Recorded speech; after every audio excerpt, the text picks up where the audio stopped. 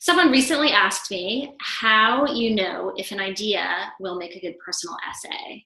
And I've thought about this a lot, and I think there are three kinds of stories that end up making powerful personal essays. And the first of those is the story you always find yourself telling at a dinner party because it's funny or compelling or topical. And as you tell it, you know in your mind that you're also leaving something out, something you can't say because it's too emotional or maybe a little bit off. And when you combine these two things, the part that you always tell and the part that you never tell, you can end up with a really powerful personal essay.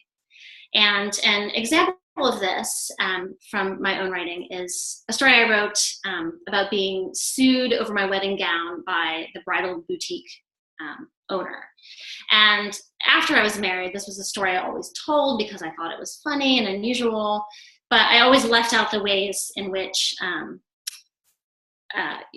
was genuinely upset about it, and that I had issues about marriage and divorce and all that stuff that just wouldn't fit in the dinner table went really nicely in the essay. And the second kind of idea that can make some kind of story that can make a great essay is the story that you never tell. It's the thing that you walk around with that has huge emotional power for you and is always with you and is your story alone and is actually quite difficult to tell, and yet at the same time you know that you have to. And these can be incredibly worthwhile to pin down. It can make great essays to explore what these actually mean and what the events that were related are all about. And an example of this for me is an essay I wrote called Where Water Comes From. And it's about this crazy hippie rebel aunt of mine coming to stay with my family right after my parents' divorce, and we were in the suburbs, and how her presence and her way of being had a huge effect on me in allowing me to connect with nature and to view my entire family situation differently because she was so outside of the societal norms. And this is something I had thought about a lot, but there was almost too much emotion in it to have it be a story that I would ever tell out loud. And it ended up that pouring that all down into written form ended up creating something very dramatic. And the third type of story that can make a really great personal essay is the story that you didn't even know that you have. And these can be drawn out through asking yourself questions like, what are the big moments in my life? What are the big transitions?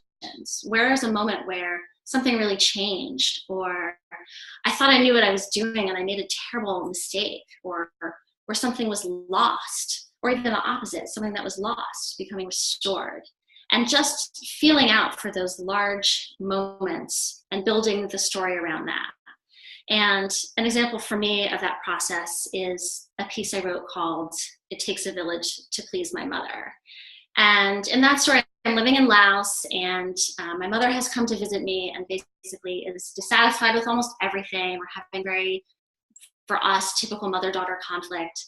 And it's not until the entire village that I'm living with organizes a soul calling ceremony for her with dozens and dozens of people and Buddhist monks and a feast.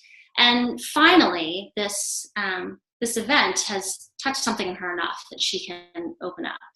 And I knew that I wanted to write about this because this had been a big turning point. But it wasn't really until I started writing about it that I uncovered what it was about for me more deeply, that not only had the village been able to please her, but they were able to please me.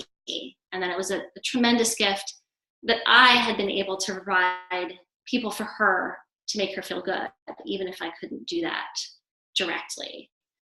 So that is the third type of story. And for any of these, you can use the headline test, which is to sum up the story. For example, it takes a village to please my mother, in one line, and then ask yourself, is this something that I would read? Does this feel relevant to me? Does this feel interesting? And, go from there as the final test. And there's a vein of thought that says you should be writing the story that you most need to read yourself. So out of those three story types, I hope that you can find one that will work for you. And if this sounds interesting, please come to my personal essay class at the Writing Pad in San Francisco. I'll hope to see you there.